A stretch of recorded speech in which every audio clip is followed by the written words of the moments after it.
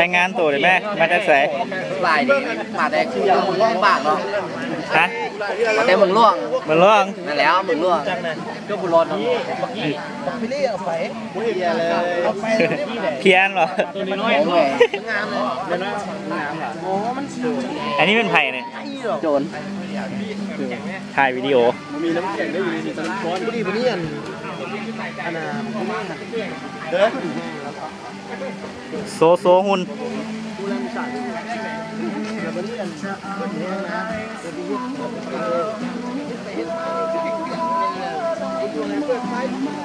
กินคนเดียวเนี่ย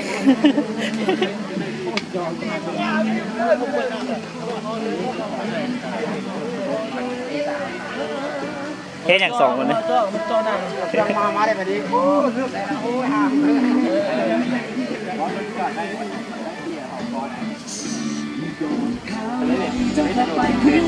แต่นั้นโหลดลงมันต้องอันนึงมันแบบทำมันเสียงกินยังแล้วกันลังนั่นเองโอ้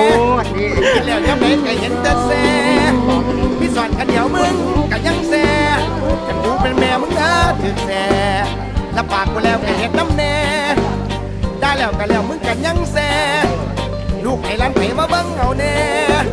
สั่งมึงขังแท้ย่อมแพ้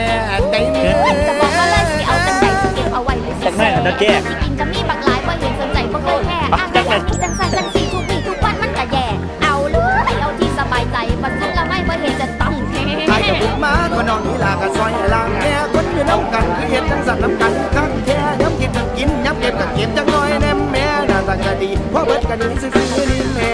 จะไปซื้อสไลด์มาให้อายแน่อย่าเพิ่งเฝ้านี่หรือว่าไปกินกับเฝ้าบ้าแม่ที่กองอยู่นั้นแล้วพี่จะทำยังไงซุ่มพาละไม่กินไว้เมื่อคืนบ่อยากถามใจผู้อื่นบ่อยากฝืนเด้ออิ่มแม่แต่ตอนนี้คอยบอกแค่